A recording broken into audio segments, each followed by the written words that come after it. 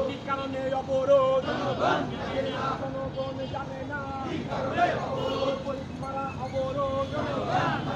জনগণ মানে না কি কারণে অবরোধ দোকানপাট খুলছে